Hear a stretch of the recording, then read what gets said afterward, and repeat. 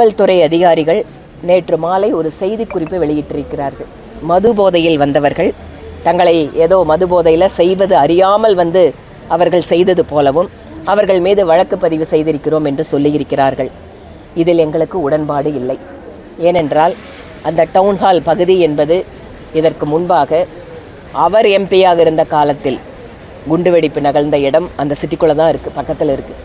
அது மட்டுமல்ல, கடந்த சில வருடங்களுக்கு முன்பாக சங்கமேஸ்வர் கோயில் முன்பாக கார் வெடிகுண்டு விபத்து நடந்த இடம், அந்த இடத்திற்கு மிக அருகாமையில் இம்மாதிரி 2 நபர்கள் ஒரு மிகப்பெரிய ஒரு அரசியலமைப்பு சட்டத்தின் உயர்ந்த பதவியில் இருக்கின்ற ஒரு நபரினுடைய பாதுகாப்பு ஏற்பாடுகளில் குறைபாடு இருப்பது என்பது எந்த விதத்திலும் ஏற்றுக்கொள்ளக்கூடியது அல்ல. இதற்காக இன்று கோவை மாவட்ட பாரதிய ஜனதா கட்சியின் சார்பில் இன்று மாலை ஆர்ப்பாட்டம் நடைபெற இருக்கிறது. நடந்து கொண்டிருப்பது திராவிட மாடல் அரசு. ஏன் எங்களுக்கு சந்தேகம் கூடுதலாக வருதுன்னு கேட்டால், கார் வெடிகுண்டு விபத்தை கூட சிலிண்டர் வெடி விபத்து என்றுதான் மாநிலத்தோட முதலமைச்சர் சொன்னார். குற்றப்பத்திரிகை தாக்கல் செய்து எங்கு திட்டம் தீட்டப்பட்டது, எந்தெந்த அமைப்புகள் எல்லாம் தீவிரவாத அமைப்புகள் இதில் ஈடுபட்டிருக்கிறார்கள் என்று தெரிந்தும் கூட வெளிப்படையாக மாநிலத்துடைய முதல்வர் கார் வெடிகுண்டு விபத்தை பற்றி பேச மறுக்கிறார்.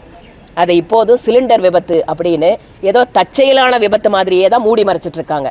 அதனால் எங்களுக்கு இந்த திராவிட மாடல் தமிழக அரசு உண்மையாகவே அவர்கள் மதுபோதையில் செய்தார்களா அல்லது வேறு ஏதேனும் சக்திகள், தீவிரவாத பயங்கரவாத சக்திகள் இதில் இருக்கிறதா என்பதை இவர்கள் புலனாய்வு செய்து உண்மையை வெளிக்கொண்டு வர வேண்டும் என நாங்கள் கேட்டுக்கொள்கிறோம்.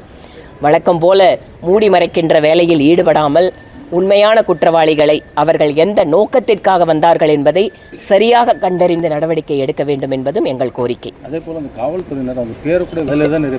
அதனால தான் சொல்கிறேன், திமுக அரசு இருக்கிறதால தான் எங்களுக்கு சந்தேகம் பலமாக வருது. குற்றவாளிகளோட பெயரை சொல்ல மாட்டேங்கிறீங்க. அவங்க மேலே ஏகப்பட்ட வழக்குகள் பெண்டிங் இருக்குங்கிறது நாங்கள் விசாரிக்கும் போது தெரியுது. அப்படிப்பட்ட ஒரு பின்னணி இருக்கக்கூடிய ஒரு நபர் எப்படி சர்வசாதாரணமாக இந்த மாதிரி போக முடியும்?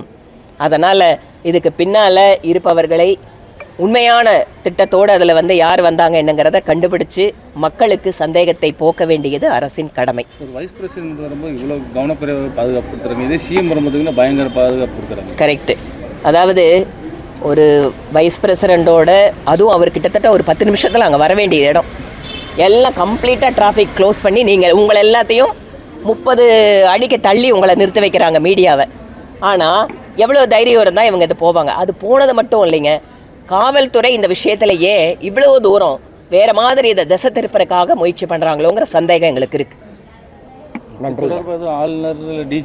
பார்க்கலாம். இன்றைக்கி ஆர்ப்பாட்டம் வச்சுருக்கோம். காவல்துறை இதுக்கப்புறம் உண்மையை வெளியில் அவங்க கொண்டு வரல, இல்லை வேறு எது விதமான சந்தேகத்திற்கிடமான இருக்குன்னு சொன்னால் நிச்சயமாக மத்திய அரசாங்கத்தினுடைய உதவியை கூட நாங்கள் நேரடியாக பெறுவதற்கு வேலை செய்வோம். பிளே ஸ்டோர் மற்றும் ஆப் ஸ்டோரில் இருந்து பாலிமர் செயலியை QR கோடு மூலம் பதிவிறக்கம் செய்யுங்கள். செய்திகளை உடனுக்குடன் பெறுங்கள்.